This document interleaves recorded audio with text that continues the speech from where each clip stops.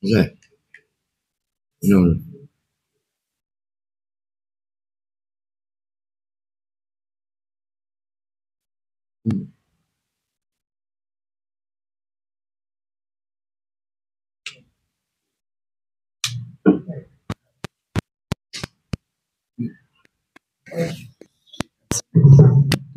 Oh, live kan. InsyaAllah sebenarnya dengan barisan dengan proses yang baru ini imam baru dan imam ni dia tanggung jawab rupanya di bawah antara pendidikan berbuat surau masjid. Memang imam diwajibkan untuk memberi kuliah-kuliah mereka atau tazkirah berkaitan dengan khusus bab tauhid. Jadi setelah kita berbincang, kita mulakan kuliah kita yang pertama dengan menggunakan buku seperti kita maklumkan sebelum ini, iaitu buku asas Al-Qur'an. Imam kita akan membahas dengan lebih lanjut. Dan untuk kuliah subuh kita masih dalam susunan semula Ustaz. InsyaAllah kalau semua berjalan lancar, kita akan mulakan dalam bulan Februari. Mungkin ada satu dua Ustaz yang dan kebanyakan kita cuba cari buku-buku baru. InsyaAllah doakan kami barisan jaga baru di bawah pimpinan kita dapat melaksanakan tugas lebih baik daripada yang lepas, insyaAllah. Terus sebelumnya saya mempersilakan kepada Imam Haji Saudi. Terima kasih. Ya, bagi kita yang tahu. Ya, Bismillahirrahmanirrahim. Assalamualaikum warahmatullahi wabarakatuh. Alhamdulillahi rabbil alamin. Wassalatu wassalamu ala ashrafil anbiya'i wal mursalin sayyidina wa habibina wa syafi'ina wa qurrati ayunina wa maulana Muhammadin sallallahu alaihi wa alihi wa sahbihi wa sallam wa ala alihi wa sahbihi ajma'in, amma ba'du. Subhanaka la ilma lana illa ma 'allamtana innaka antal alimul hakim. Qala rabbi shrah li sadri wa yassir li amri wahlul 'uqdatam min lisani yafqahu qawli. Al-ayah. Yang saya hormati Tuan Pengurusi Madrasah Perwira Indah, Dr. Hisham, dan juga Bendahari Setiausaha, Bilal Imam, dan semua ahli jawatan kuasa, para jemaah, hadirin, hadirat, muslimin, muslimat yang dirahmati Allah, serta adik-adik sekalian yang dikasihi.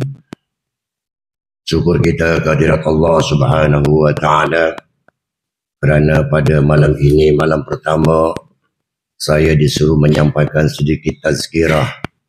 Sebenarnya saya kurang layak untuk menyampaikan, tapi walau macam mana pun kita ini tukar-tukar fikiran, tukar-tukar pendapat, namanya tazkirah ya, untuk menyampaikan yang telah dipersetujui oleh barisan ahli jawatan kuasa dengan berkitab. Namanya kitabnya ialah Asas-Asas Fardu Ain. Ni kitabnya ni. Ya. Jadi kalau tuan-tuan yang ada pegang kitab tersebut ataupun buku tersebut, bolehlah buka. Kita buka daripada mula-mula sekali kerana masa kita ini hanya lebih kurang 40 minit sahaja. Ya, tak lebih daripada itu. Lepas itu insya'. Ya. Walau bagaimanapun, atas kemampuan saya, insya-Allah akan saya sampaikan. Kalau ada kekurangan dan kehilafan nantinya, tolong diperbetulkan. Buat teguran yang baik kepada saya. InsyaAllah saya menerima. Ya. Kalau benda itu baik adalah baiklah tujuannya, insyaAllah. Pertama, saya nak bacakan dulu di sini. Ya. Berkenaan dengan hadis yang belum mukaddimah ni ya. Halaman berapa ini? Selepas mukaddimah ni. Di situ ada hadis dan 3 rukun agama. Di situ ada mula-mula sekali. Ini. Halaman 12 kan. Ya itu. Jadi kita mulakan pada situ dulu karena itu adalah kita ambil hikmahnya aja. Saya nak baca dulu sedikit. Bismillahirrahmanirrahim. An Umar radhiyallahu anhu aidan qala bainama nahnu julusun 'inda Rasulillah sallallahu alaihi wasallam zata yawmin ittala 'alaina rajul shadidun biyadil thiyab shadidu sawadi ash-sha'r la yura 'alayhi athru as-safar wa la ya'rifuhu minna ahad hatta ila Nabi sallallahu alaihi wasallam wa asnada rukbatayhi ila rukbatayhi wa wada'a kaffayhi ala fakhidayhi wa qala ya Muhammad akhbirni anil Islam. Faqala Rasulullah sallallahu alaihi wasallam al-Islam ashhadu ya sebetulnya anna syahadatunya an tashhada an la ilaha illallah wa anna Muhammadar Rasulullah wa tuhajjal baita in istata'ta ilaihi sabila. Qala sadaqta. Ya. Tertinggal. Faqala Rasulullah sallallahu alaihi wasallam al-Islamu an tashhada an la ilaha illallah wa anna Muhammadar Rasulullah wa nuqima as-salat wa tu'tiya az-zakah wa tasumu Ramadan wa tuhajjal baita an istata'a ilayhi sabila. Qala sadaqta. Fa'ajibna lahu yas'aluhu wa yusaddiqu. Qala akhbirni anil iman. Qala an tu'mina billah wa malaikatihi wa kutubihi wa rusulihi wal yawmil akhir wa tu'mina bil khairi wa syarri. Qala sadaqta. Qala fa akhbirni anil ihsan. Qala an ta'budallaha ka'annaka tara fa in lam takun tara fa innahu yarak. Qala fa akhbirni anis sa'ah. Qala mal mas'ul anha bi'a'lama minas sa'il. Qala fa akhbirni an amaratiha. Qala an tadli ummata rabbataha wa an taral kufatal uratal ala bi'a asya yatatawaluna fil bayyat bil bunyan summa talaq falabitu malid summa qala ya Umar atadri man sa'il.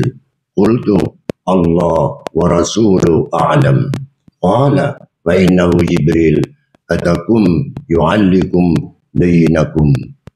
Ini adalah hadis yang disampaikan oleh Sayyidina Umar bin Khattab. Jadi yang bermaksud di sini ialah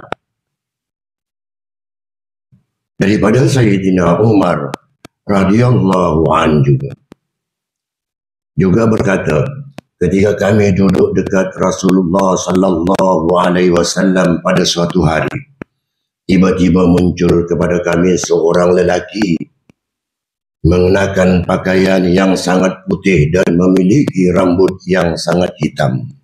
Maksudnya ya, tidak terlihat padanya tanda-tanda bekas perjalanan dan tiada seorang pun antara kami yang mengenalinya sehingga dia duduk di hadapan Nabi sallallahu alaihi wasallam lalu menyandarkan, yakni meletakkan kedua-dua lututnya ke dua-dua lutut baginda dan meletakkan kedua-dua tangannya di atas kedua-dua pahanya. Dia berkata, wahai Muhammad, beritahulah padanya, ya, beritahulah kepadaku tentang Islam. Dan yang tadi itu mal Islam katanya, ya, beritahulah kepadaku tentang Islam, ya. Lalu Rasulullah sallallahu alaihi wasallam menjawab, Islam adalah engkau bersaksi tiada yang berhak disembah melainkan Allah dan sesungguhnya Nabi Muhammad adalah pesuruh Allah. Itu syahadatain asyhadu an la ilaha illallah wa asyhadu anna Muhammadar Rasulullah. Engkau mendirikan salat, itu yang kedua. Mengeluarkan zakat, berpuasa Ramadan, dan panjang sikitnya, dan menunaikan haji ke Baitullah jika engkau telah mampu melakukannya. Dia berkata, engkau benar. Nanti saya akan ulas siapa yang berkata itu. Kami lalu hairan kepadanya.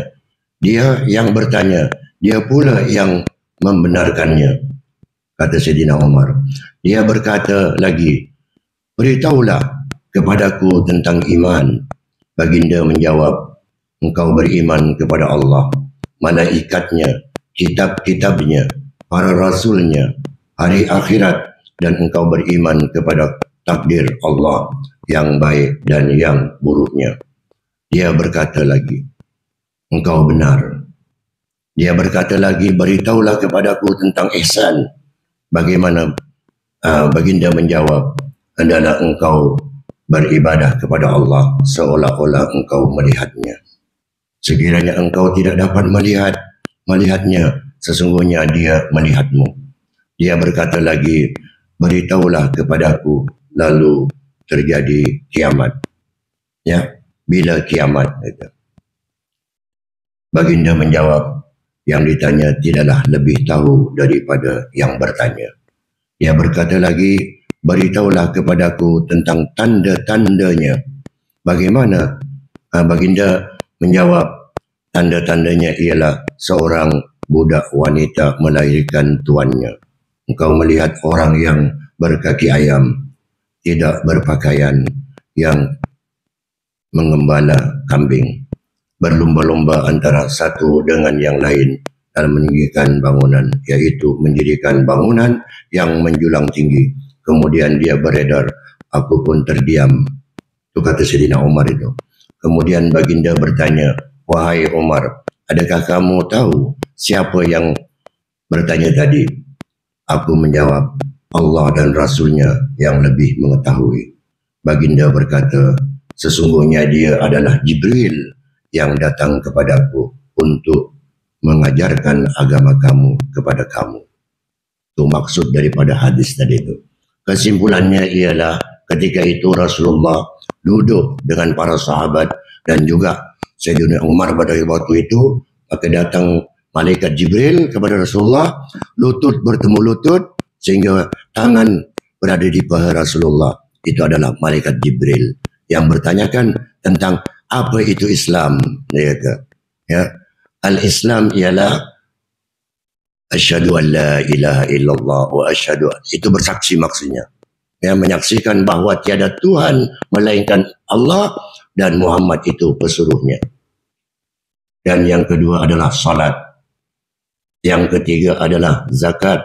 Bayar zakat, tunaikan zakat. Nanti diulas, nanti ada rukun Islam, rukun iman itu. Ini hanya mukadimahnya saja. Ya. Kemudian ditanya, mal iman, apa itu iman? Nah, antuk minabillahi wa malaikatihi wa kutubihi wa rusulihi. Nah, itu. Wal yaumil akhir. Ya. Khairihi wa syarrihi. Itu rukun iman namanya. Kemudian, apa itu ihsan? Ini kalau bercakap tentang ihsan, itu adalah berkenaan dengan tasawuf sudah. Ya, makanya kitab ini merangkumi ilmu tauhid, fiqh dan tasawuf. So, ada 3 penjuru nih, 3 sudut nih kitab nih. Tapi tak apalah, kita hanya disuruh menyampaikan fardu ain, kita akan sampaikan fardu ain sajalah. Tapi minta maaf lah ya. Ada yang bertanya tadi, fardu ain, fardu kifayah itu apa? Fardu ain itu apa? Fardu munakahat itu apa?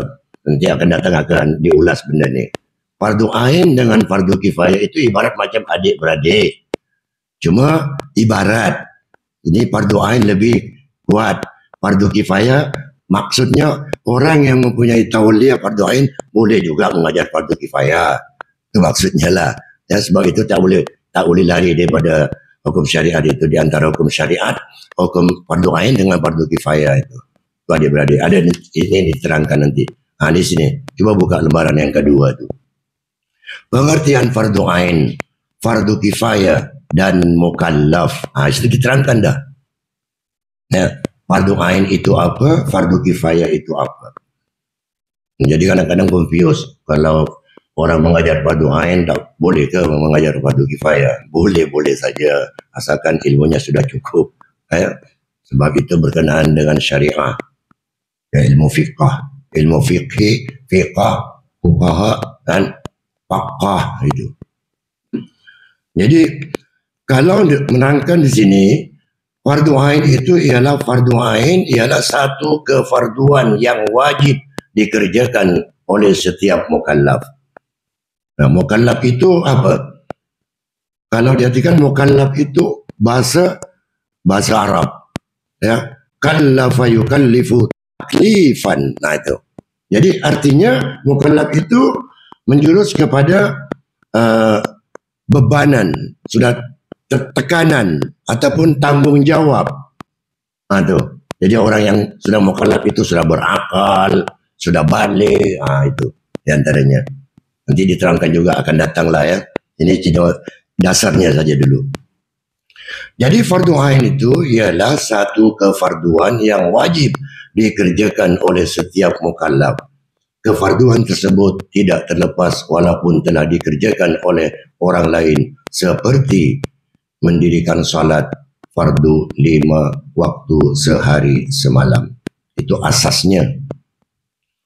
Fardu ain juga bermaksud satu kefarduan yang wajib diketahui oleh setiap mukallaf untuk melepaskannya daripada berdosa, seperti mengetahui perkara-perkara yang wajib diketahui dalam ilmu tauhid, ilmu fiqh, dan ilmu tasawuf. Itu artinya tasawuf dengan ilmu fiqh, dengan ilmu tauhid itu harus sentiasa beriringan, sentiasa bergandengan. Sebab kalau ikut sejarah, Rasulullah ini bertasawuf dulu ke bersyariat dulu? Kan macam itu. Ada setengah pendapat mengatakan tasawuf dulu karena uzlah, menyendiri di Gua Hira. Baru syariat turun kemudian. Ada yang berpendapat begitu. Tapi tak apa, kita tak payah ulas ni. Yang penting kita antara hukum ilmu syariat, hakikat, makrifat itu sudah tasawuf. Tapi syariat dengan ilmu tasawuf adalah sejajar. Dengan syarat orang yang mempelajari ilmu tasawuf harus matang dulu ilmu syariatnya.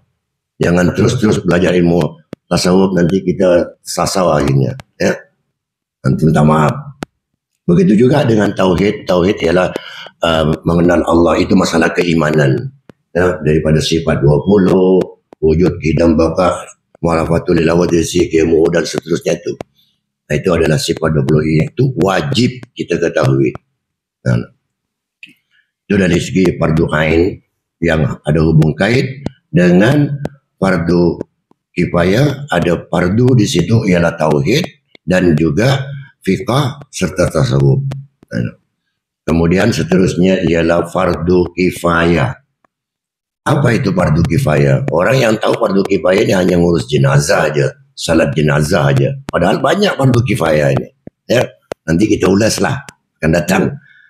Fardu kifayah ialah satu kefarduan yang wajib dikerjakan oleh sebagian mukallaf.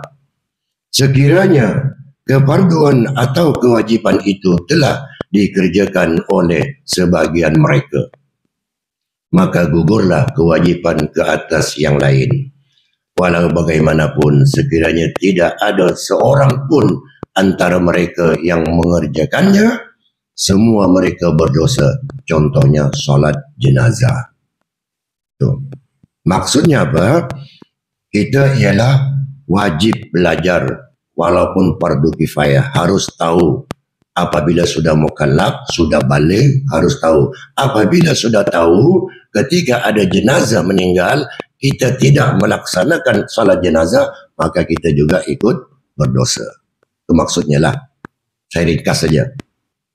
Kemudian fardu kifayah juga bermaksud satu kefarduan yang wajib diketahui oleh sebagian mukallaf untuk melepaskan yang lain daripada berdosa, seperti mengetahui perkara-perkara yang wajib diketahui secara kifayah, secara kifayah dalam ilmu tauhid, fiqh dan tasawuf. Yang berulang pada balik tadi itu. Makanya antara fardu ain dengan fardu kifayah itu macam adik-beradik macam itu. Jadi tak boleh lari itu. Ya, sebab ini fardu. Bila cuma nama saja, sebenarnya fardu juga. Nama saja. Ini fardu ain, ini fardu kifayah. Sama dengan hukum-hukum. Ada munakahat, ada jinayah, ada syariat. Macam-macam kan? Itu masalah hukum fikah memang harus sumen. Ada yang ilmu fikah ini ialah apa ilmu fikah itu? Ilmu fikah ini ialah dalam bahasa Arab. Ya, dalam bahasa Arab ialah yang bermakna pemahaman, pengetahuan. Kata kerja ialah faqah. Itu bermakna memahamkan ilmu fiqah maknanya. Jadi orang kadang-kadang tak tahu apa itu fiqah, hanya tahu ilmu fiqah, yang tahu ilmu syariat. Jadi di dalam ilmu fiqah ini juga adalah menerangkan segala hukum-hukum syarak, ya, yang diambil dari Al-Quran dan As-Sunnah. Itu asalnya. Jadi seperti saya baca kitab ni, asas-asas fardu ain ni kebanyakan diambil daripada kitab Safinatun Najah. Cuma buka, ada di situ diterangkan, saya terbaca halaman 33 itu. Coba buka halaman 33 itu. Itu ada bawah sekali. Ya, sebagian besar tajuk-tajuk dan kandungannya dalam bab fiqh ini diterjemahkan daripada kitab Safinatun Najah. Kan? Mana Safinatun Najah itu? Ini. Safinatun Najah ini kitabnya. Kitab kuning. Kitab lama ni. Kan? Syarahnya ini kitab Safinatun Najah. Saya bawa. Ini. Ini kitab kuningnya ini. Ini Safinatun Najah. Yang dikarang oleh Al-Imam Sumir Al-Hadri. Ini Hadar Maut. Ini kitab kuno ni. Di dalam kitab Safinatun Najah ini memang diterangkan hukum fiqah jadi syariat saja. Contohnya apa? Di situ ada tulis Arkanul Islami khamsatun.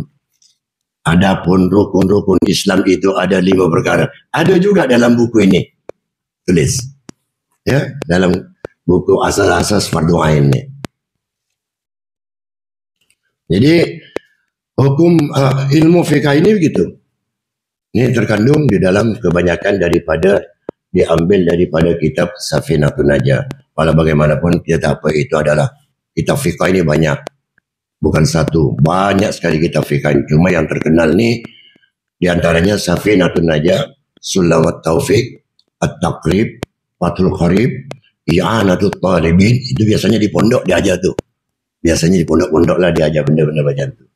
Jadi kalau orang sekarang nak baca kitab kuning tak dapat lah, minta maaf. Maaf, saya minum dulu. Ya. Dan seterusnya, ini mukadimah saya baca begitu aja lagi ya. Ya, mukadimah saya baca begitu aja, sebabnya asas saya. Yang seterusnya ialah halaman 1 ya, berkenaan dengan tauhid akidah. Tauhid akidah ini adalah wajib ke atas setiap mukallaf yang beriman dan harus beriman kepada 6 perkara ini. Jadi benda wajib ni susah kita nak bahas sebab wajib kalau dikatakan kita dapat dosa. Kan? Wajib kita, setiap orang mukallaf sudah baligh akil maka wajib mengetahui perkara ini. Kan? Ini melompat sedikit itu.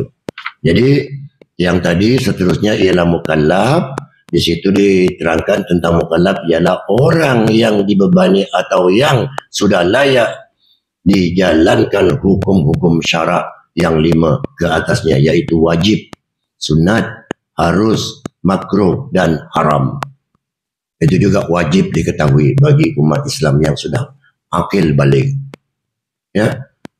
Seseorang dianggap mukallaf sekiranya telah memenuhi kesemua 4 syarat berikut. Pertama, apa dia? Akilun. Ya, bahasa Arabnya, bahasa Melayunya berakal. Artinya, apabila orang itu sudah berakal, maka wajib mengetahui benda itu. Syarat, ya, syaratnya, yaitu wajib, sunat, mubah, makruh, dan haram. Wajib tahu itu. Bukan setakat harus lagi, di atasnya lagi. Ya. Dan yang kedua, baligh. Balighun bahasa Arab. Artinya sudah akil dan baligh macam itu. Yang ketiga, sampai seruan Islam. Maknanya kalau orang sudah berakal, sudah tumbuh akalnya, sudah tahu berfikir, dan sudah baligh, maka dia sampailah seruan Islam, wajib mengerjakan solat, contohnya gitulah. Dan yang keempat, tidak buta dan tidak peka sejak dia dilahirkan. Artinya, kalau orang itu lahir semula jadi, tidak buta dan tidak peka, tidak tuli maksudnya, maka benda itu tidak wajib. Kalau peka dan tulis sejak lahir, tak wajib. Al-maklum. Wallahu a'lam, hanya Allah yang mengetahui benda itu, ya. Kalau bisu macam mana? Kalau bisu tak.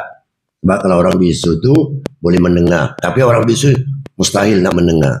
Lebih kurang sama juga. Yang dimaksud ialah sejak lahir. Tapi kalau sekiranya sudah dewasa, sudah berumur, sudah tua, kemudian ada penyakit pekak, ya, kemudian penyakit buta, itu tak boleh, tak termasuk. Yang dimaksud ini sejak lahir. Ya, yang dimaksud. Yang ketiganya ialah tanda-tanda balik. Tanda-tanda balik apa dia? Di sini disebut bagi lelaki ya, ini beza dengan perempuan. Bagi lelaki ialah bermimpi bersetubuh. Ini bila bersetubuh ni agak ketawa sikit lah ya. Bagi orang bujang ni ada bujang ni. Ramai yang bujang tu.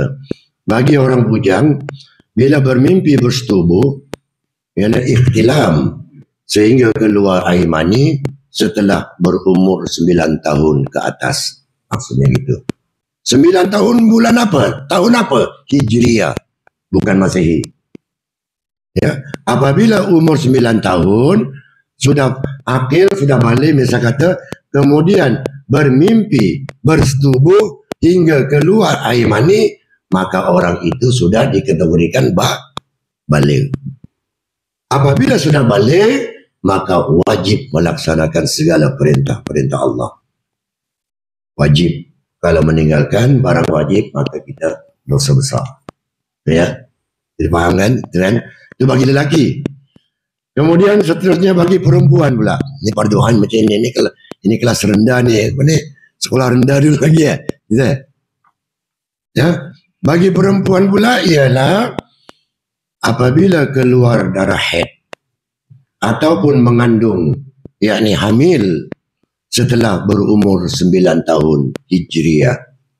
Jadi bagi wanita, bagi perempuan, apabila sudah berumur 9 tahun, datang bulan, itu adalah sudah dikategorikan sebagai baligh juga. Ya. Itu.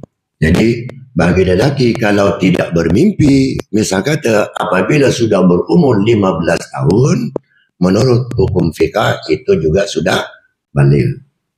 Bagi lelaki, ingat lelaki ni remaja-remaja ni, bagi umur 15 tahun, walaupun tak bermimpi, tak mimpi tak pernah datang, tak pernah mimpi bersetubuh, tak pernah keluar mani, maka itu juga dikategorikan sebagai sudah baligh. Jadi hikmah umur akil balik ini ialah 15 tahun Hijriah. Itu tanda-tandanya orang lelaki. Beza dengan perempuan. Jadi inilah di antara sebagian asas-asas fardu ain sebagai mukaddimah. Bab ini belum sampai ke rukun Islamnya, belum ke bab salatnya, belum ke bab zakatnya, belum bab puasanya, belum lagi. Ini hanya mukadimah aja, saya baca dulu. Ya. Dan kita baca seterusnya, buka halaman nomor 1 berkenaan dengan tauhid dan akidah. Jadi wajib ke atas setiap mukallaf beriman kepada 6 perkara. Ini wajib juga. Semua wajib-wajib yang saya terangkan di sini. Ya. Mukallaf, setiap mukallaf beriman kepada 6 perkara. Ya. 1, beriman kepada Allah. Ini dia. Ini rukun iman. Dalam bahasa Arabnya, arkanul imani sittatun. Nah, macam tu. Rukun iman itu ada 6.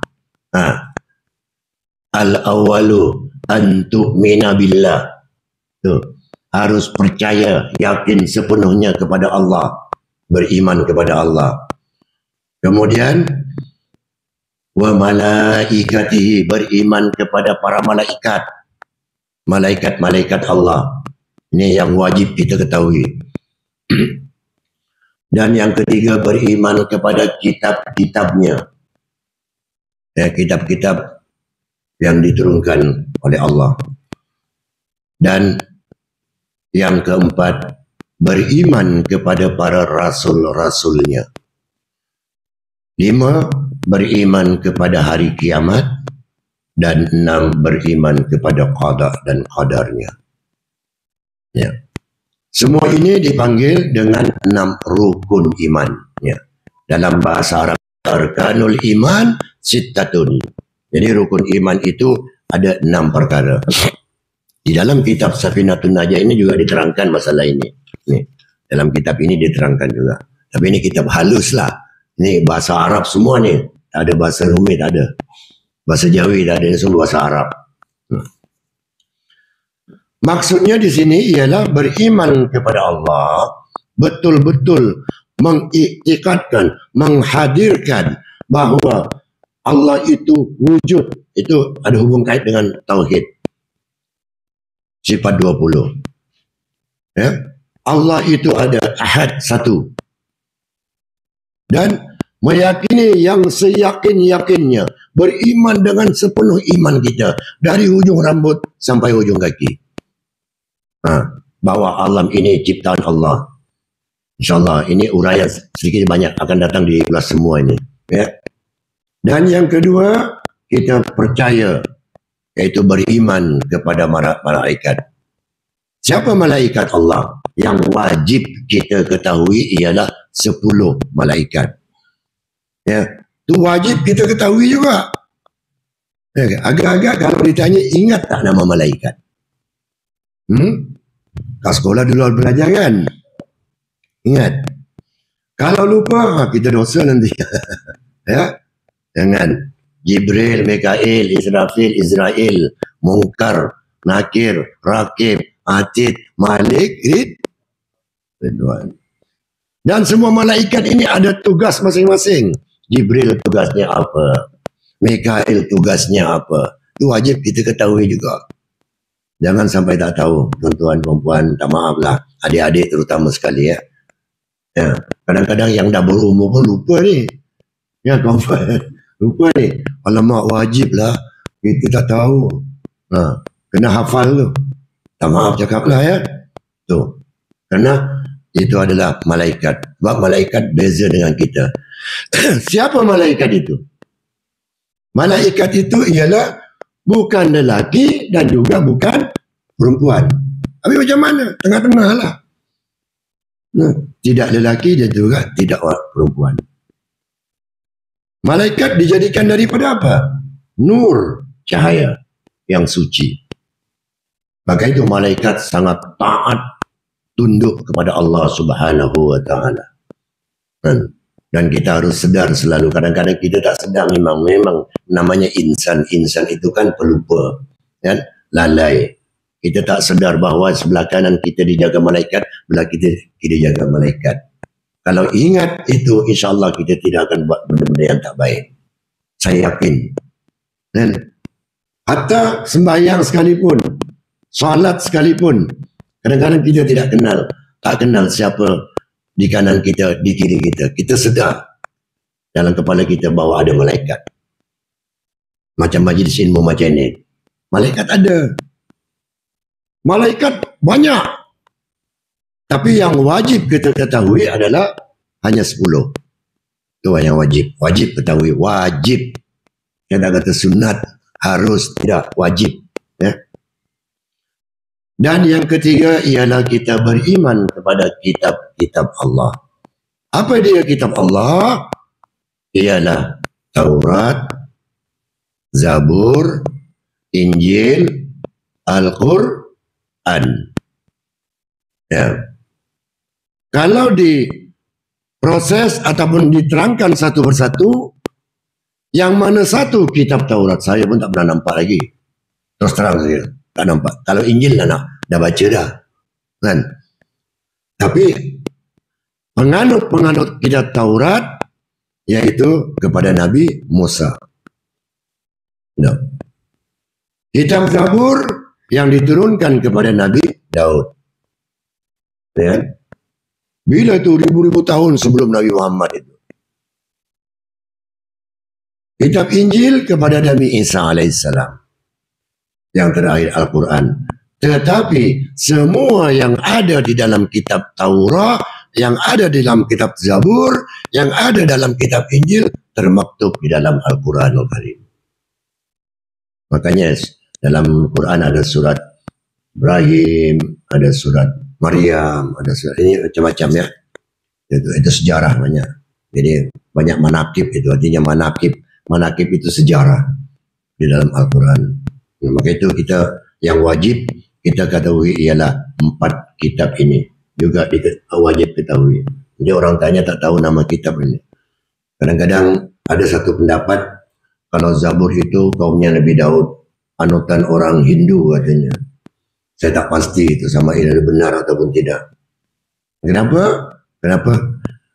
Sebenarnya kaumnya Nabi Daud pada ketika dahulu dia walaupun tidak salat semacam kita, tapi hanya berzikir kepada Allah. La ilaha illallah, la ilaha illallah. Hanya gitu.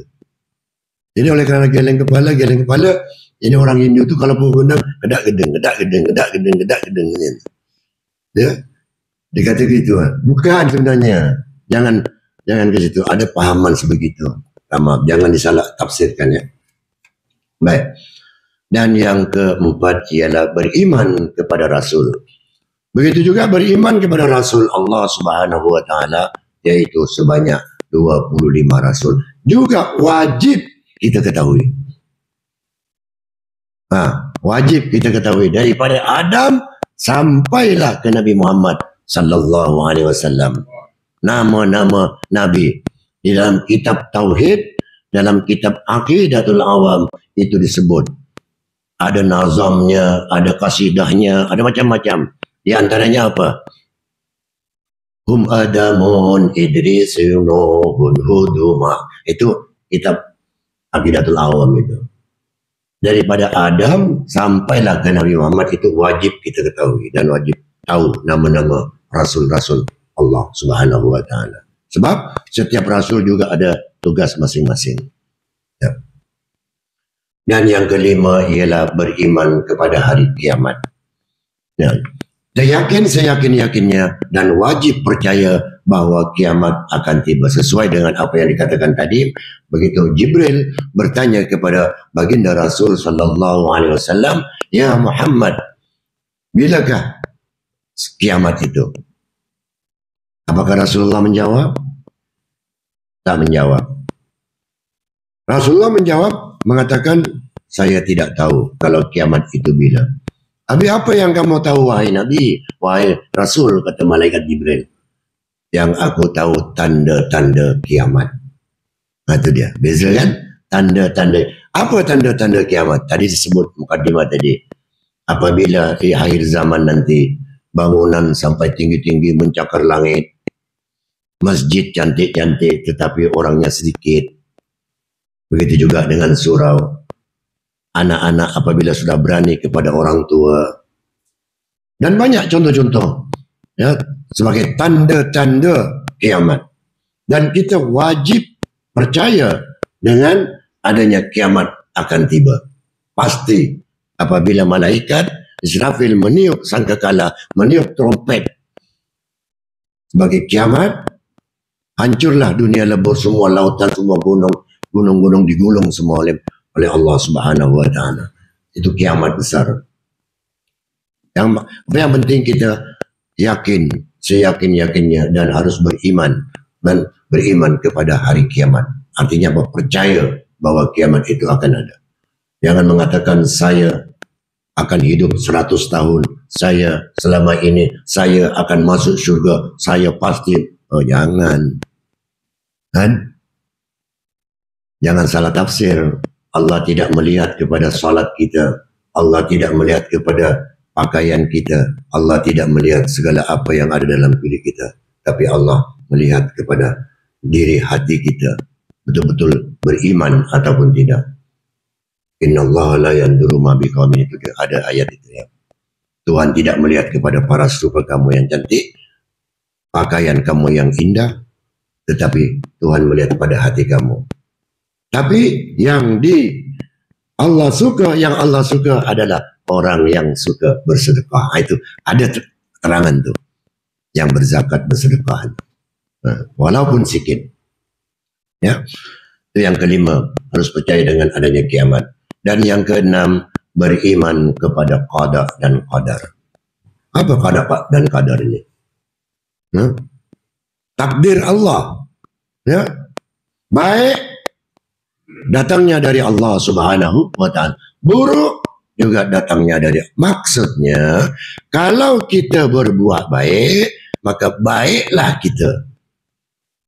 Tapi kalau kita masuk ke gelang jahat, maka jahatlah kita. Juga itu kita harus percaya dengan adanya benda yang baik. Saya contohkanlah sekarang. Saya contohkan. Telur ayam dengan tai ayam sama-sama keluar daripada dubur ayam. Betul? Ya. Tai ayam dengan telur ayam sama-sama keluar daripada dubur ayam. Ya. Mana satu kita nak pilih? Mesti nak pilih telur kan? Betul? Telur. Jadi, kalau pilih tai ayam, salah siapa? Salah sendirilah. Salah sendirilah ambil tai ayam, dah tahu benda itu tak baik. Ya? Itu dia. Jadi, macam mana pun, dan kita wajib percaya dengan qada dan qadar Allah. Baik dan buruk datangnya. Jangan, aku buat buruk, ini Allah. Ya, jangan salahkan Allah. Salah sendiri kata Allah. Sama juga dengan kita hendak melakukan maksiat. Contohlah. Katakan nak buat paling jahat sekali. Nawaitu daripada rumah, nak keluar daripada rumah. Maaf cakaplah. Aku nak berzina dengan si fulan ke sana. Nawaitu dalam hati. Jalan. Tolak pergi rumah perempuan tersebut, nak berzina. Kemudian sampai sana, berzina. Apabila berlaku berzinahan, time balik dia menyesal. Betul? Allah menyesal. Apa yang dia dah lakukan, berzina. Nak salahkan diri kita ke nak salahkan siapa? Syaitan menggoda. Malaikat mencatat kiri kanan ikut, follow. Daripada kiri dan kanan ikut kita. Ingat itu. Apa kata syaitan? Apa yang kau nak kesalkan, salah kau sendirilah. Salah kamu sendiri. Karena kamu dah tahu benda itu tak baik, kamu lakukan juga.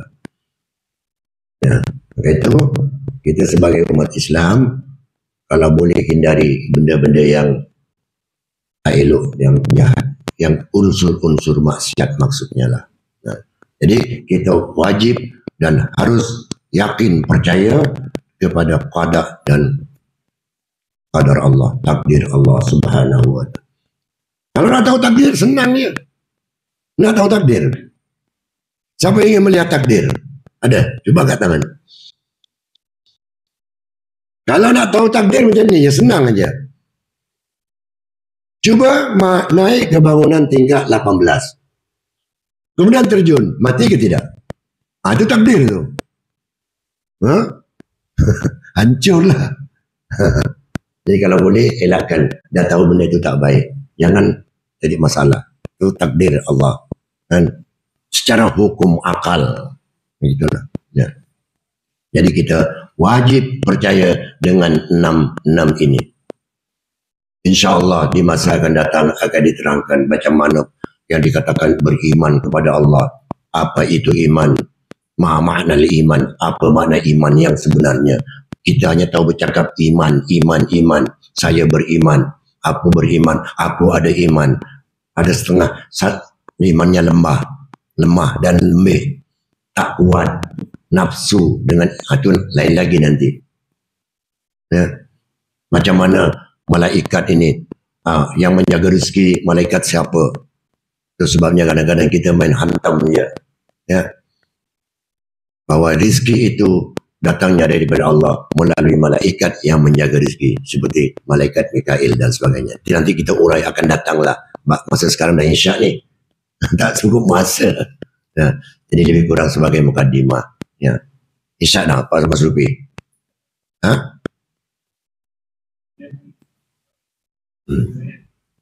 Sebagai mukadimah memang tak sedap, nanti lama-lama sedap lah. Ada yang lucu-lucu pun ada kitab ni, macam-macam. Ya. Ada yang serius. Ya. Tapi yang penting kita ambil asasnya dulu, insyaAllah. Mudah-mudahan bermanfaat kepada diri saya dan juga kepada tuan-tuan sekalian. Apa yang saya sampaikan itulah kemampuan saya sedikit sebanyak, sebab kitab ni berdasarkan kitab yang ada ini fardu ainnya begitulah. Ya. Jangan salah artikan tuan-tuan dan puan-puan, masalah fardu kifayah, fardu ain nanti akan diurai satu-satu. Sebab di sana nanti kita akan urai apabila berlanjutan apa ilmu fikih ini juga membahas 4 bidang utama, di antaranya fikih ibadah, fikih munakahat, fikih muamalat, fikih jinayah, semua ada itu. Itu semua syariat itu, undang-undang. Syariat itu undang-undang kan. Ya, doktor macam tu kan. Perundangan. Ya, Doktor Hisham memang pakar dalam hal ini, di undang-undang. Kan? Jadi nanti akan dibahas satu-satu apa fikih ibadah itu apa, ya, fikih munakahat itu apa, fikih muamalat itu apa, fikih jinayah itu apa. Itu nanti kita sampai ke akan datang, mungkin bila tahu, wallahu alam. Jadi itu saja yang dapat saya sampaikan.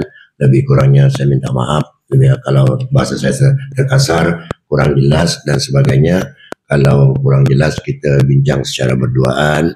Kalau nak tanya boleh tanya di masa akan datang, jangan sekarang lah. Nah, sekarang biasanya kalau mula-mula ni macam ni acara ngantuk ya. Nah, insyaAllah. Untuk itu saya minta maaf sekali lagi jika terkasar bahasa, cara menyampaikan saya mungkin berbeza dengan yang lain. Itulah kemampuan yang ada pada diri saya. Mudah-mudahan bermanfaat. Allahumma anfa'na bima 'allamtana wa 'allimna ma yanfa'una. Rabbi zidna ilman wa fahman fi kulli waqtin wa makanin bi rahmatika ya arhamar rahimin. Aqulu qawli hadza wa astaghfirullahal azim li wa lakum wa li sairil muslimina wal muslimat min kulli dhanbin wastaghfiruhu fa ya fawzal mustaghfirin wa ya najadat taibin walhamdulillahi rabbil alamin. Wassalamualaikum warahmatullahi wabarakatuh.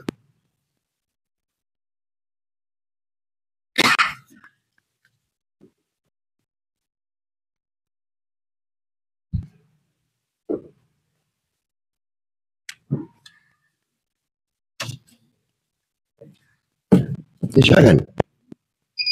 Bisa. Nah.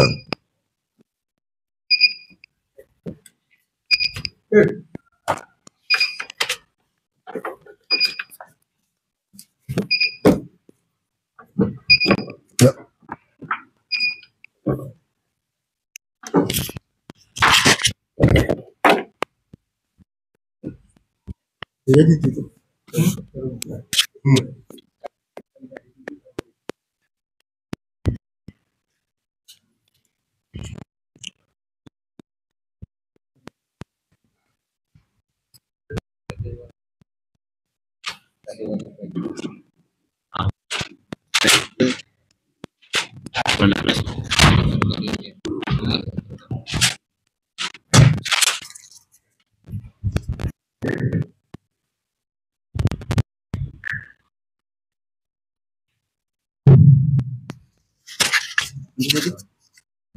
Mai tadi.